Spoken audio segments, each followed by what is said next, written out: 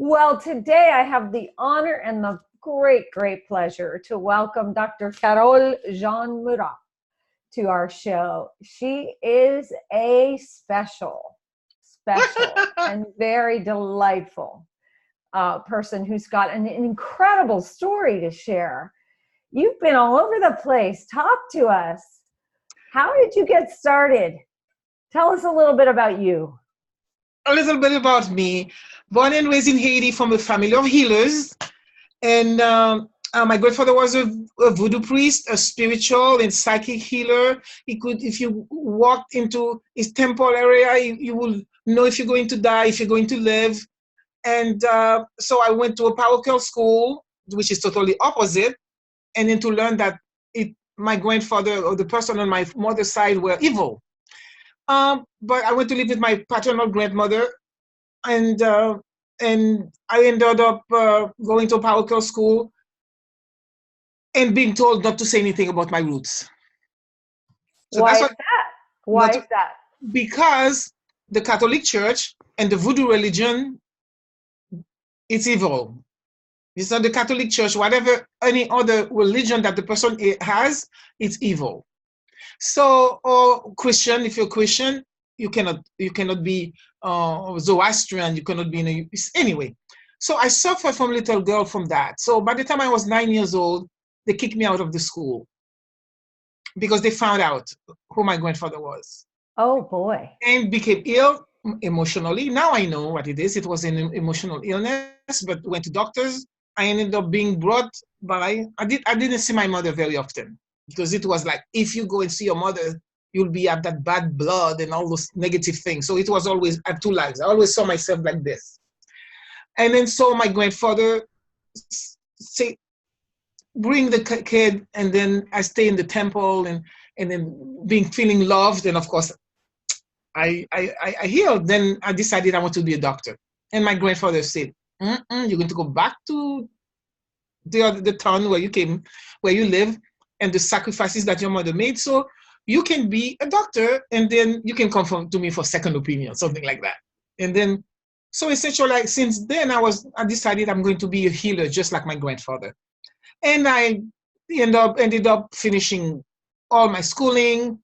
My father left in exile, so we ended up coming to America, but I'm going to go to Mexico. So I did my medical training in Mexico, doing community medicine with the indigenous people. And by the way, I did my first delivery with my mother, who was a midwife, when I was 11. Oh my goodness! And I decided I want to deliver babies. So I went to medical school in Mexico. Then I went and did a wonderful training with in Jamaica, the University of the West Indies, who's one of the top university in teaching. The people studied in England, and we have all kind of diseases, and you have people from all over the Commonwealth coming to do the rotation. So that's where I got trained. By the time I'm finished with my 1-year training internship, I'm a surgeon. I know about medicine, and then I have midwives to train me to deliver, how to deal with people in labor. Then I went to Mexico, and I spent 1 year as a GP, because you have to do, they call it servicio social. So I went there in villages, on the tractor, delivering babies in the farm, blah, blah, blah. Then I found my postgraduate training in America. Of course, I had to pass all the exams. My postgraduate training in America in obstetrician and gynecology. In Milwaukee, in Wisconsin, where I froze to death. And I said, I can't do this. And then I came once to San Diego, and I said, that's it. That's where I'm going to come. And they say, you cannot come to San Diego. There is no women. There was no black. There was no woman surgeon. So I came in 1982. I spent 2 months at UCLA, at the best credentials, and say, I'm coming. But something happened. While I am having my practice, I went into private practice just on my own, a small practice, spending time with my patients. At the time, I was the only woman OBGYN surgeon for 4 years in my hospital. Just imagine. I was the ninth woman OBGYN in San Diego County. Wow. In Southern California. Yes. In the 80s. You're saying the early 80s? 82. I came in 82. Yeah. But then something started to happen. My grandmother came to live with me. And I started to hear voices. I hear voices that say, don't do this, don't operate, don't touch. And my grandmother, I said to my grandmother, the way it happens, my grandmother, I was somewhere and the voice said, go home, go home, go home. And when I went home, my grandfather who had a GI bleed, if I would have stayed away, not listened to that voice, it would have been 5 minutes, she would have been dead. Oh my. So I explained to her what happened. I said, Grandma, this is what happened. She said, then you need to hear the voice. But I said, Grandma, I'm doing this in medicine, blah, blah, blah. And she said, I'm going to pray. Just give me the name of the patient. What is going on? You're going to do what the voice tells you. So this is what I did. Okay, Grandma. Then I have a spiritual force. Patient, 17-year-old with masses, having fever, septic, needs surgery. The voice say, don't operate. So imagine at the time, 1987, I'm the only woman surgeon, OBGYN surgeon. I'm Black. And then everybody knows you operate because the person is going to die. And I have to call the mother to tell her, I'm not going to operate. If you want to get another doctor, but I'm not operating, why don't we wait? And then 5 days later, she went home and now have 3 kids. Things like that. So that's what I've been. Then essentially, my grandmother died in 1991. So I used to, hey, I have a tough case. Grandma, this is what's happening. Don't worry. Tell me the name. I'm going to pray. And I just do what the voice tells me. Not operating, not doing a cesarean. Take the patient out of the operating room and say, no. The baby tells me it's okay. I'm listening. And then I have all these pictures. They come and visit me 25 years later. All these kids that have. So do you think that your spiritual healing power is being sent to you through your grandmother? My grandfather, my mother, the Holy Spirit. Your ancestors. My ancestors, I had to learn to listen, but my grandmother was the first one. Then my grandmother died in 1991. She was 87. She used to say, the day I cannot take care of myself, I'm going to die. She was feeling weak. They gave her a commode to use the commode. She died on the commode. I was supposed to be speaking at a big event it's a Saturday, on Sunday. And of course, what do you do when I had the first death? She raised me. She's my best friend. And at the time, she was living in Florida with my mother, a stepdaughter, because that's where she wants to live. I'm going to do what I want. And my father said, how can she go and live with my ex-wife? Why can't she live with me? She said, no, I want to live with her because I love her. So my mother. What do you do when you hear that somebody has died? You go and get your plane ticket to fly the next day. And she said, I heard her voice. I'm already dead. You have to go tomorrow. You have to keep you up. And by the way, you have a surgery that you're supposed to be on Wednesday that they've been trying to, you just came from vacation. They were trying to put the surgeon together. It's very difficult to put 2 surgeons together. Right. You're staying, you're going to do the surgery, and you can fly Wednesday night, do the wake on Thursday, and bury me on Friday. So here I am, I'm speaking to a big group of people. They're graduating and everything. And then the talk was how to learn from your ancestor. And then I'm telling them what I learned, work hard, But I said, one thing that I learned from her at the end is that you have to keep your words. Because at the time, I'm very highly paid public speaker. They're not paying me to do it. It's a pro bono. And I say, regardless of what's happening, when you give your word, you have to keep it. And I say, this person died last night.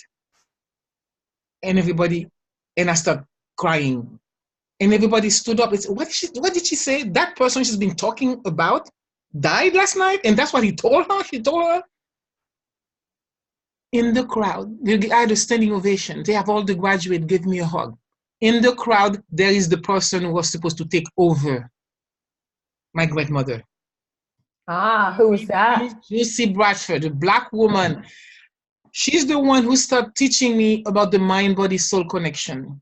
She's the one when my patients will be ill and then they have a loved one that died suddenly, unexpectedly. They are grieving. That's what's causing them to be sick, she will tell me, that's the person talking to you. So she's the one who guided me and still guiding me now. So now I'm a spiritual healer. I can pray with you. You ask me, I don't do anything. I have the prayer that say, I of myself do nothing, but the Holy Spirit works through me. Thank you, Jesus, for the work, because I'm Christian. So I pray to my grandmother, to the Sacred Heart of Jesus. So she's the one who had to show me all those things. So if becoming a spiritual healer, an intuitive healer, I'm able to see, whatever is happening to you, I can see it. But how do I, now that we find that you cannot sleep, is when you are 4 years old, you're 47 years old, but when you're 4 years old, there was a fire. I see the fire.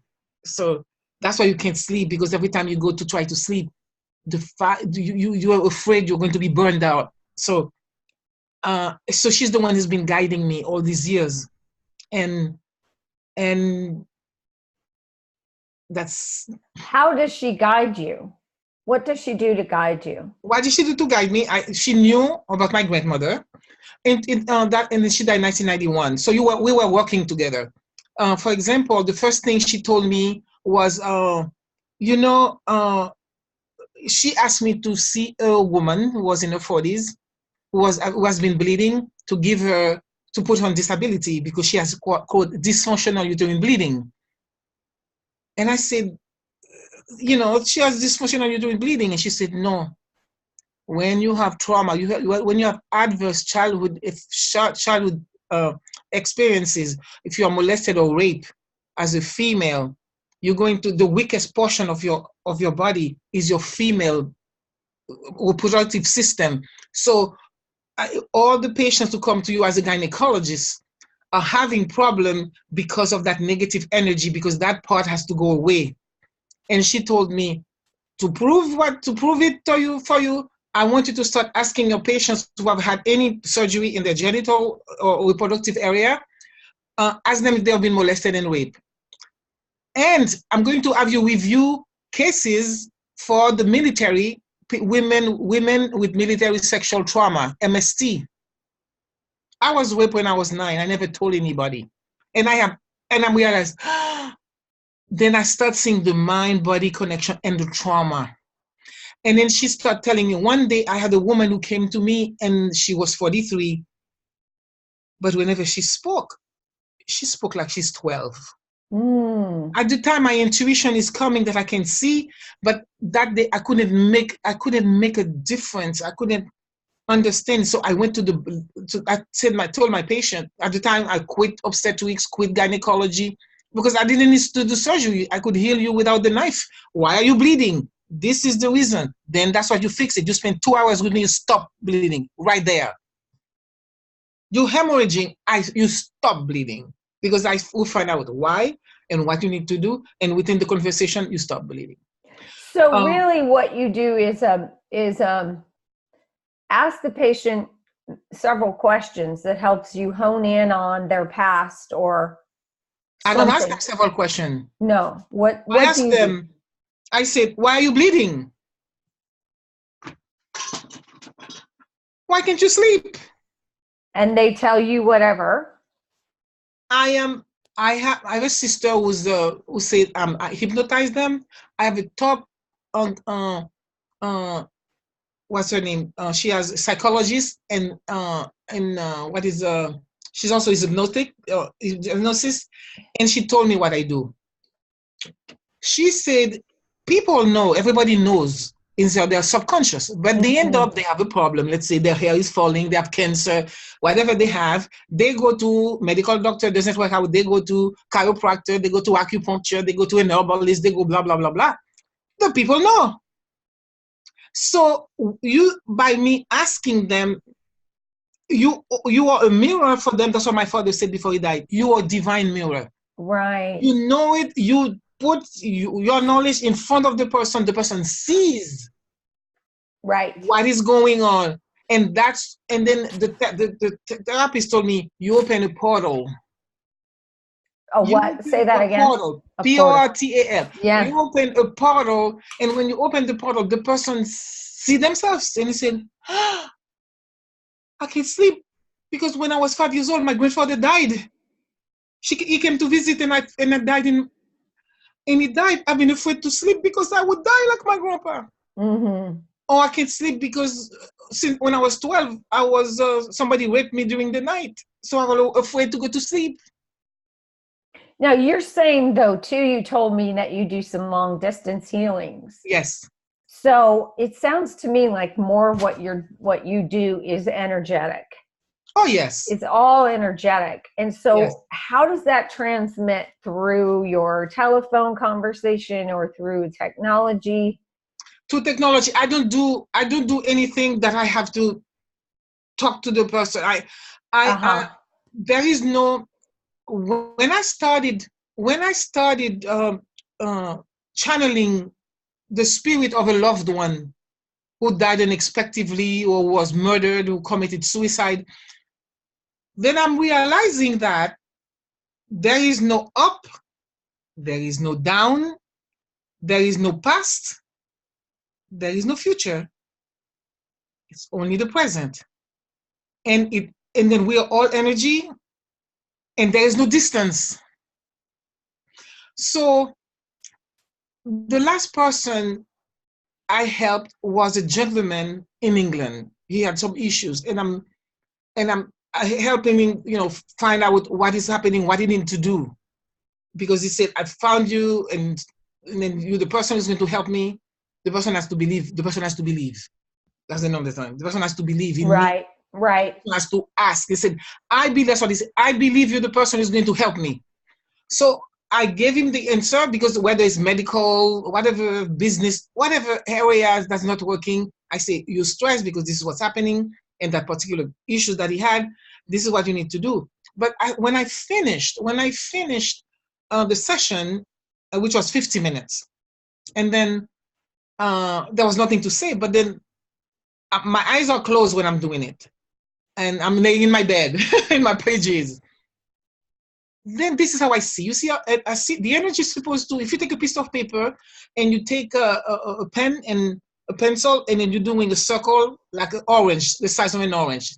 It goes like this, ooh, ooh, ooh. But what I saw was, the energy was going like this. And I said, there were damages that has already been done from all the stresses you've been going through. So I'm not only going to do a healing for you to be able to have the energy flows like this, but also while you are with me, it's going to flow like this. But then when you're by yourself, you can do it. So I just had him put the phone on the speakerphone, because some people like me, I don't have speakerphone. I have the phone and I'm talking. So I said, either put it on your chest, or some people have something, they're listening to it. And I said, but when I'm doing it to the person doesn't write anything. I said, we connected, and what comes, you're going to get it just like that. Don't write, don't see me. No, not use any of your visual or anything, just the audio. This is the audio, and I'm going to show it to you in your mind. And then so 3 breaths, and then for him there was an affirmation, there was a guided imagery for a light coming through and going through from his head to his toes like a Pac-Man, eating out everything. And then he take a breath, first breath, but whenever he takes a breath, he goes and get all the toxins that are coming out, that the Pac-Man is eating, and is coming out through his exhale. So there are 4 things. In the meantime, for him, he was in a tough situation with an ex. Tough situation. And I just say, whatever, I find an affirmation to neutralize what's going on. For him was, I surrender. And then so while he's doing those 4 things, and I do the breath with him, and I send him the light. And when we finished, and he said, he didn't speak. He didn't speak for a while. And he said, I can see better. I can breathe better. He said, I had a headache. It's gone. And then when I do, it's a 3-step process. The person has to tell me what they learn from our conversation, because there's so much going on. And it's just like I've done a lobotomy for them. Well, I've learned this, I've learned that. But they said one thing, I am a totally changed person. And whenever I've a little anguish might come up, I just do what you told me, and it would last. I'll feel good for 8 hours. I'll still sleep. That's amazing. Yes, so that's where I am right now. So I have somebody coming from Paris, France. She's a very famous singer, and then I'm learning one of her songs. So I'm going to go and pick her up at the airport. She's going to come and stay 3 nights. You have to sleep 3 nights here. So I'm preparing when she comes, and then I'm going to get in the car and I'm going to dance and sing a song. She's coming incognito. She's coming in, and then before she was having difficulty sleeping, and I told her I did the healing. She said, I sleep. She sleeps every night. Because you don't need to wait until you come here for me to lay hands on you and everything. We can do it. So she's sleeping. And by the time she leaves the place, she'll be totally transformed. Is she coming? She's coming soon. She's coming tomorrow. She's coming tomorrow and spending 3 nights. Nice. You have to sleep here for 3 nights. And the first night you come, I just lay hands on you. You go in a trance. And I have you lay on an examining room table where, depends on your issue, I know where to touch and just scrub you out. Take everything. Look at your face. And it's just like, take all those things that is not working in the building that makes the roof leaking, the doors, the windows, and then we solidify the foundation. And then while you're here, I think the first day it will be just a maple syrup and lemon just to drink, because they don't, when they come here, they don't eat. You cannot eat because all the toxins are coming out. And also you feel you're in a safe place. It's just like your beautiful place. Oh, that's it. When I saw your place and I said, oh my God, and your little cottage. I know. And you have to come back. Yes, I have to come to you for 3 nights. No, you don't need that. No, you don't. Let's put it this way. For some reason we met, and you don't need to come for 3 nights. You have this beautiful place. And what I do with those people, these are the people whose life are crazy, and then so I give them a chance to be. And many people never have somebody that loves them unconditionally. And also, I am a doctor. I'm a scientist. So I can help them. I make them understand their body, their mind, their soul. That's the gift that I have. On all different levels. All the different levels. Yes. Now tell me a little bit about this project you're thinking about in Haiti. Oh, I go back and forth to Haiti. Yes. So what are you doing in Haiti now? Oh, we have a hospital. I send money to give a bonus for the employees because it's very poor. We have a Children's Day of Peace every year. So the more money I raise to have the Health to Communications Foundation, the more money children we have in the county coming. So we can have from 500 to 2,000 kids, or we can do it in different areas. Depends on the money I raise. I do give scholarships. I pay teachers, whatever is needed. So I do a lot. Nice. And we have a place where a trade school we want to do, but the building was destroyed partly for the earthquake. So we're spending a lot of money for retrofitting because it's a place where people will come and learn entrepreneurial. I'll give you an example. We have an area where they made pepper. It takes 6 months to grow the pepper, but the life is 2 weeks for the pepper to be sold. Otherwise, it's going to be spoiled. So even just teaching the people how to, during the 2 weeks, what they could do, and even invest $500 into giving them a dryer and in little bags and a sealer, they can sell it in powder. This is doing a lot with very little. Right, which is good, which is terrific. It's what you grew up with and what you know, and it's your culture. Yes, but it's not only that. It's life. Yeah. If ever, for example, I was able to be raised with my grandmother. My grandmother raised me, but when she was raising my dad, she had a $25 line of credit at the store so she could buy fabrics. Changed her life and changed my life. $25, maybe it would be $1,000 now. So, and it happens everywhere. It is not, it has nothing to do with culture. It's the understanding of what needs to be done. Yes. In an area to use to work smart. Right. So that's why people come to me. It's has nothing to do with culture where I was raised. It's the understanding that how to work smart and less energy. The way I see it, I'll give you an example. I won't give a scholarship for a student to go and learn how to be a doctor. No. It's taking a funnel, a lot of energy to give it to one person. Right. I take 100 of that, put it upside down, put little drops to cover a bunch of areas. I pay the salary of teachers. Right. Smarter, much smarter. That's it. It's a smart thing working, not having to do with culture. It's how you see life. When I went to the village 20 years ago to that area, and then we had the small hospital, we have the schools and everything. And I'm realizing at the hospital as a doctor, we spend so much energy in one patient. I refuse to do that. And many people didn't like that, my team. And I said, no. I went to the school, and then they invited me to go and speak to one of the high schools. And I said, what do you need? Books, they don't have, the poor, they don't have entrance fee, which is $10. You know what I mean? Yeah. I bought an instrument for $1,800 to operate on one person, and then I could take $1,800. I end up, I didn't have the money. Louise Hay gave me money at the time, said, do a little, okay, there you go, to Haiti. And I lost a donor because she was the one giving me the money for the scholarship every year when she died. Yeah.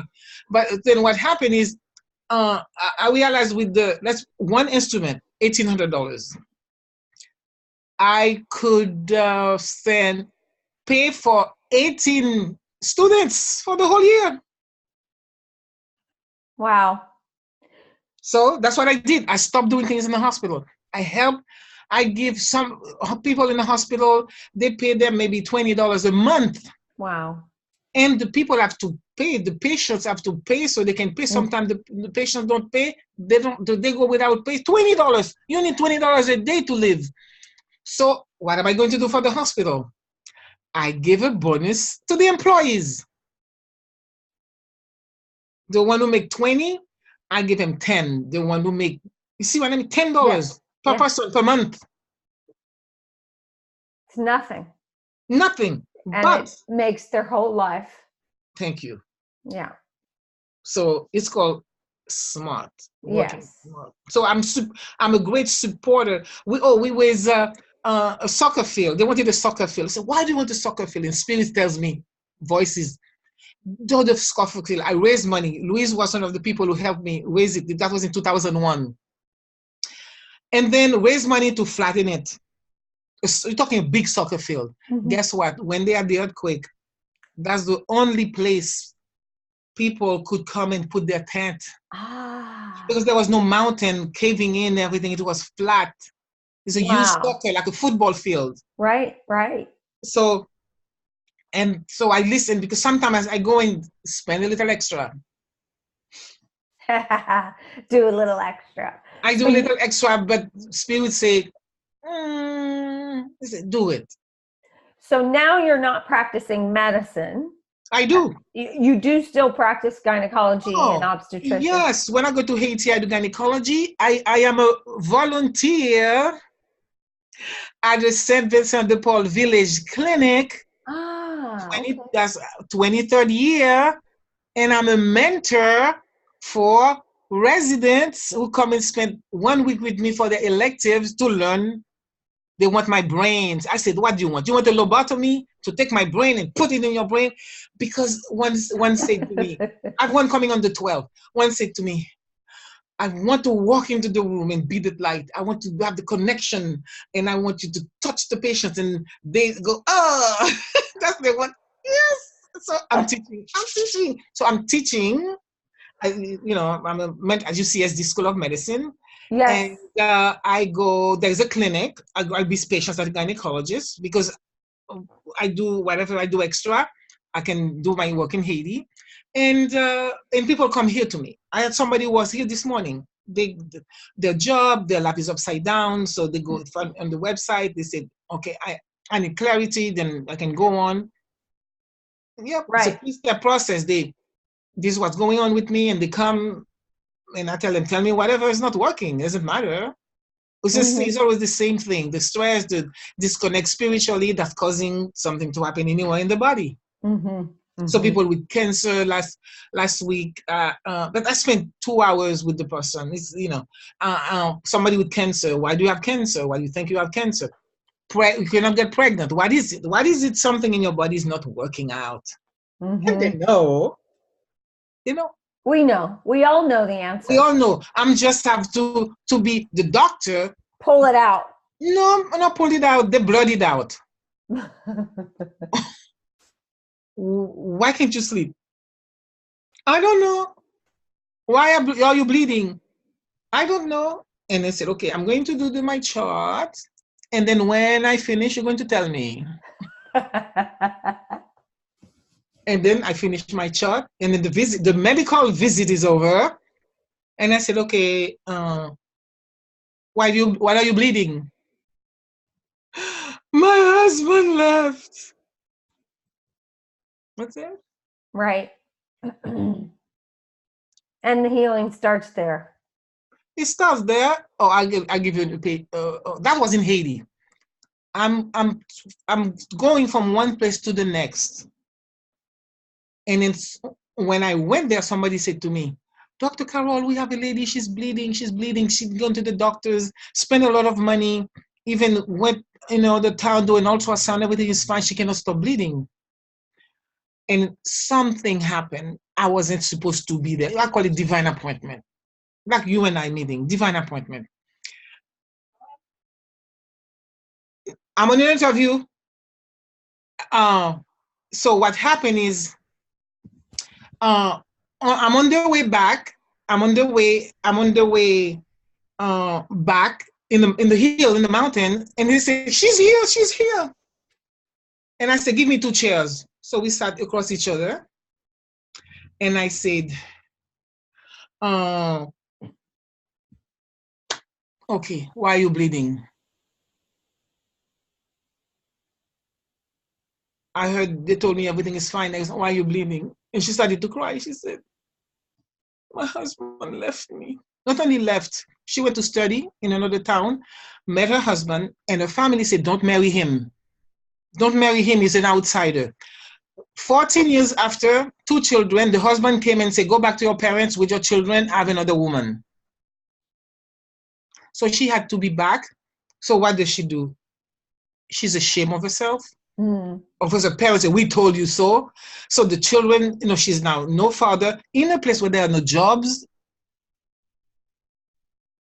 So she's dying of shame. She's dying of everything. So that's what we know is because that's why she's bleeding. And I said, I have people waiting for me, right? And I said, all right, you have 2 children, right? You want to die? What would happen if you die? Who's going to take care of your children? A mother, women, people I see, if they don't take care of themselves, they'll find the strength to make it work for their children. Yeah. Anybody, it has to be a man, it has to be anybody, but usually I see mostly women. And I said to her, all right, you are bleeding because you are brokenhearted and shame and everything. You didn't listen. But you're going to live. You want to live, so I said to her, you're going to ask me. You're going to ask, you're going to pray and say, God, you sent this angel on the road that I wasn't supposed to be there. I wasn't supposed to be at that place. God sent me here for you. Pray, say, God, let her help me. You asked me to get the Holy Spirit to come through me and tell me what to do. She did an invocation. She said, God, I want to live. I want to be there for my children. Invocation. Then I get the revelations, what to say, what to touch. So I said, this is what I'm going to do for you. And I go behind her head and I touch her. I said, I'm going to remove the trauma. Touch her. Boom. And I say, that's it. And I come around. She goes, oh, And I said, that's what you're going to do. Whenever the pain and the shame are coming, you're going to tap. With the index finger, it is just going to tap. And you say, that will be done, thy will be done, thy will be done, thy will be done. And that's it. Yeah. And I hugged her and I left. It took 5 minutes. So what is the most fun that you have with what you do? What is it that excites you the most? Because I saw you when we first talked before I even started recording. You're like, I have arrived. So what has you feeling that way? Why am I feeling that way? It's just now I see quickly and I do quickly and I touch somebody, you go in a trance. Oh, you go in a trance. So the skills are being honed. Oh, it's not being honed. They are. They just are. I was supposed to go somewhere. Usually I'm supposed to go somewhere. I don't. And I met my nephew who had gone through a lot of trauma. And then I never had a chance to be with him. He's 27 years old. And then I was supposed to go to Haiti, but they're having riots. So I'm in Florida. I'm watching. I'm to cancel my flight. But I had a chance to spend 4 hours with my godson and nephew we never have spent 2 minutes together. Because we're a big family reunion. I say, whenever I see you guys, you have to give me 20 kisses. So we say, hi, and then count 20 kisses and we move. I'm with him. I fed him. He came to visit me. I'm all alone in that place where I'm staying. And then we're talking who I am, what I do.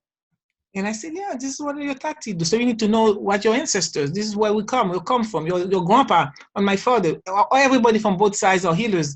He said, oh my God. And he said, Nene, I think I need some healing. He had so many trauma, so many things happening to him, severe trauma, emotional trauma.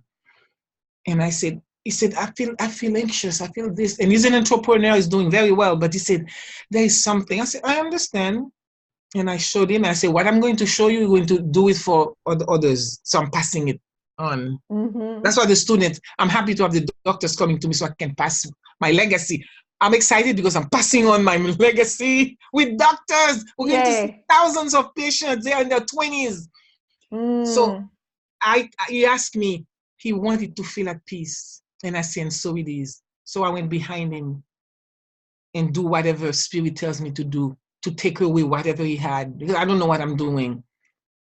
And I tell them, I usually tell the person, you might not want to get up until you feel like it. My nephew, I'm going to give you, some people, they know I'm busy. It happens this way because they cannot stay, because I make it, there it is, stand up and go. But my nephew, we had some time, but he had to get up early in the morning and drive an hour to go back to his home and go early. So he went into a trance for 40 minutes. The extreme was somebody who came at 6 o'clock who left at 2 o'clock in the morning. She just went like this. It was the first time it happened that long. So I have a room where we'd speak, and she was there with her daughter. And I said, oh my gosh, she's not moving. It was 6 o'clock. So she was, 7, 8 o'clock. She was ready to go. Wherever I go, where she is, she's still there. And I thought if I make noise, they're going to wake up. They don't. It's just like, then I go, but then by the time now we at dinner, we're waiting what to do. And I said, Spirit is telling me not to wake her up. Leave her be. Yeah, leave her be. Huh? Leave her be. Leave her be. And at midnight now, I'm sleepy now, right? And the daughter has to go home because she has a babysitter taking care of her son. And I say, and I went there and I go tap on her shoulder. I said, Mary. She said, yes, Dr. Carrolle. I was so shocked. I thought she was going to go, oh yeah. She said, yes, Dr. Carrolle. Mary, by the way, do you like to pee? Do you have some water? Nope. If whenever you're ready, just come out there. There's by the pool. We're going to be your daughter and I. We're going to be in the living room. Just come out. She said, okay. And she went back like this. Then we walk. Then I went back, and then I saw her. Oh my God! Thank God. She got up, go, look at the yard, look at everything. Went back inside. So I said to the doctor, I guess we might have to be sleeping here. So in my living room, I have a couch, so L couch. So I say I have to white blankets and then pillows. We're going to sleep. So I fell asleep, and I'm in a dream, and the dream says, "Time for her to go. Just go and wake her up." And I woke up. It's 2:00 in the morning. So I just walk into the room. I say, "Hi, Mary. Time for you to go." She said, "Okay." And she got her purse. 2:12. They told me, I got an email, I got a text. We made it home safely. Thank goodness. That woman she has children. She has children in San Diego. She's traveling all over the world now to see all her children. Aw. So I don't know how long. That's when people come to me, I say, I don't know how long it's going to take. What do you see? What do you see most of? What is mostly the pain about? Or the being stuck about, or the lives being upside down? Is there a common theme that you see?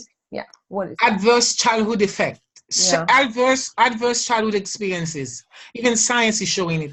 Adverse, molested, raped, abused emotionally, verbally, physically, and sexually. Mm-hmm. So there is emotionally and verbally, physically, sexually. So those are those three. So if you have this one, your chance is 1/3 that you're going to die early. If you are both emotionally, verbally, and physically, and also witnessing things around, let's say it's 50%.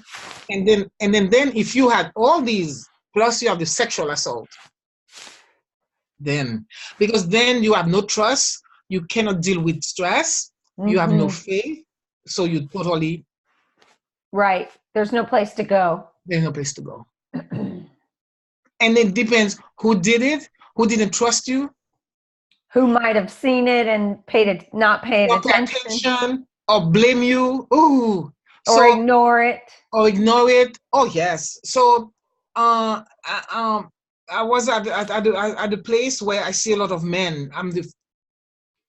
Many women, I'm the only person they say. Mm-hmm. This is what happened to me. I was 9 years old when I was whipped by a neighbor. I didn't say anything because my grandmother would have killed him. They would have killed him. You remember my Angelou, she said she was raped and they killed that person, and she wouldn't speak for 3 years. I didn't speak. He didn't tell me, he didn't tell me not to say anything because I was so ashamed or whatever the situation. But people don't speak. And some people, when they tell their parents, depends on the reaction. Right. And men, it's worse for men. Because they will come, there was a young man. There was a man who came to here to healing center. He had some issues, and I'm helping with the issues. And then he never said anything. So I'm helping him, give him what he needed, the tool he needed, because the energy was. So by the time he gets the answer, because I say, tell me what's happening, what you're looking for. I always give them what they're looking for, so everybody's satisfied. But before he left, I had an urge to touch his hair. And he has his hair very nice, his blonde, blue eyes, and nails nicely done and things like that. I had an urge to touch his hair, to take my hand and go like this. And I said, okay, John, the visit is over, but I'm having an urge to touch your hair and all this well done, nice hair to make it all crazy. He started to cry. He came from a very nice family, well-to-do family. From age 9 to 11, there was an older neighbor, was like 14, 15, who used to rape him. He couldn't tell anybody, and he would then not rape him. He's just having perform oral sex on him. So he would hold his head, all his hair, to have him. You have to do, and then push him. Right. So pushing him. The only person who could touch his hair was his father, and he has one special barber. He could not stand anybody to touch his head. Yeah. And that's what I felt. So that man cried. I said, you saw it. I said, I saw you have an image, something. I couldn't let you go because I felt it. Your hair needed to be touched gently because he said none of his lovers could touch him. No. Nobody. And then I'm saying, I need to touch your hair. Oh, he's just like, he's dying, but I touched him and I say, I'm going to touch your temple gently. Then I'm not going to touch your hair. I'm just going to put my hand on your head. And when I feel the energy is down, then I touch your hair. It took me, 15 minutes. And then I just, I say, you free. Yay. Exactly. Oh my goodness. That's a beautiful story. Beautiful. You see why I'm happy? Yes, of course. Every time you get to do that, it brings you such joy. It does. And it doesn't take long. It doesn't, because when the person is with me, the person is an open book. Yeah. It's not that you have a gift, it's you are a gift. Oh, thank you. Everything about you is such a gift. Thank you. Really, really. You are too. Oh, thank you. You do the same thing when I walk into your space.